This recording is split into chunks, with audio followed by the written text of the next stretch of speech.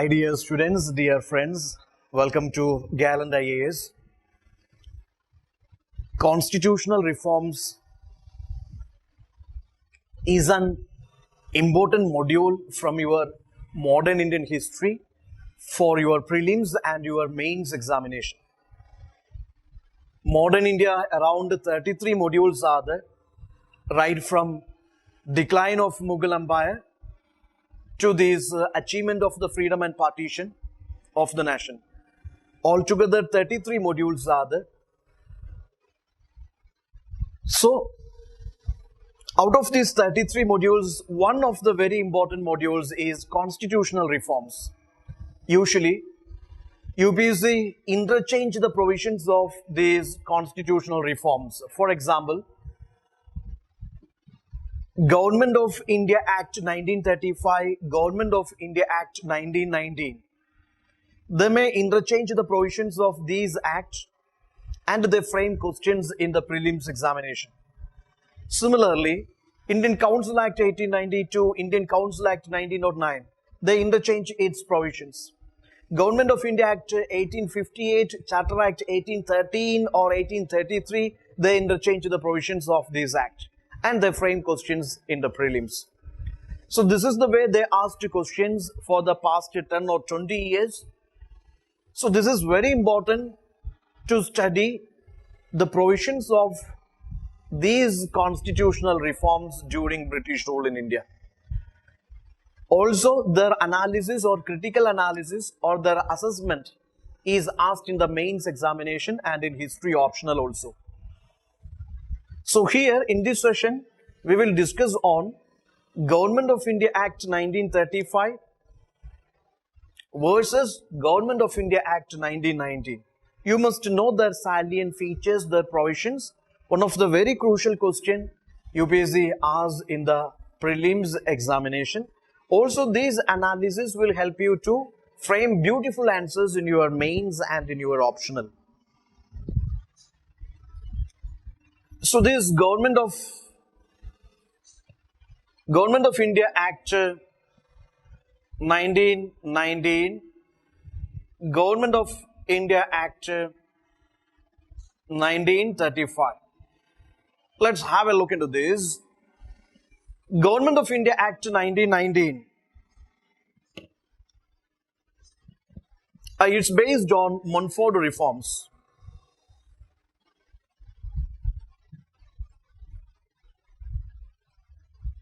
This act was enacted on basis of recommendations of Montfort reforms. Montfort reforms means Montague Chelmsford. Okay, the then Secretary of the State and Viceroy of India. Based on the recommendations, this Government of India Act 1919 was enacted. When it comes to Government of India Act 1935, Simon Commission recommendations, roundtable conference discussions, and this white paper draft and the report of joint select committee. Okay, third roundtable conference discussions were drafted into white paper that is cross-examined by this joint select committee and they submitted a report. Based on that, Government of India Act 1935 was passed. Now here, when it comes to Government of India Act 1919, it provided for separation of central subjects and provincial subjects. Central subjects and provincial subjects. Subjects power divided between center and provinces. Here, Government of India Act 1935, you should understand. Here the subjects are divided into three lists. Three list means, federal list, provincial list, and concurrent list. Concurrent list. Actually, this division of power is followed in the current constitution. Federal subjects, state subjects, and this concurrent list. Okay, division of power. So the structural part of the current constitution, is borrowed from Government of India Act 1935. Under the central subjects or federal subjects, you can see foreign affairs, defense, communications, etc. They are central subjects. public health or local self-government, education, etc. comes under these provincial subjects. Under this Government of India Act 1919, what is introduced? Provincial diarchy is introduced. Provincial diarchy, I mean state government, provincial government divided into authoritarian and responsible government. Authoritarian government, the British governor, provincial British governor and his council, that is the authoritarian government. Responsible government, elected Indian ministers. They have only responsibility, no authority. So provincial diarchy was a totally faulty system. In Government of India Act 1935, central diarchy was introduced. Central diarchy was introduced and the provincial autonomy was introduced.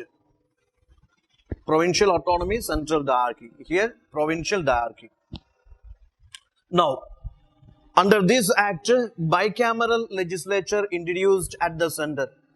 Okay, upper house, lower house, bicameral legislature introduced at the center.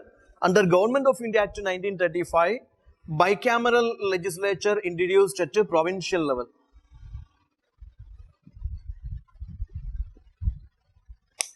Government of India Act 1919 provided for indirect election.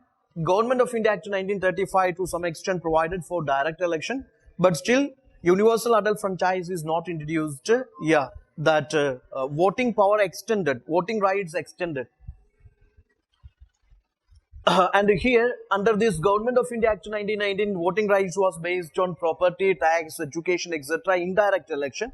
But in Government of India Act 1935, to some extent, there was an initiative for introduction of direct election. Then here, Government of India Act 1919 is also known for extension of separate electorate.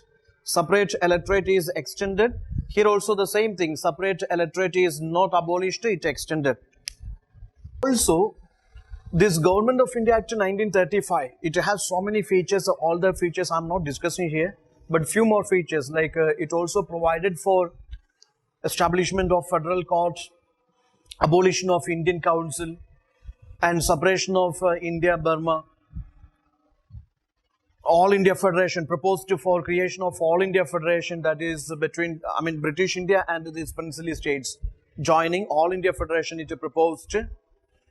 But there are some limitations. Why this Indian National Congress basically rejected Government of India Act 1935? Yeah, there is no guarantee of these individual liberties.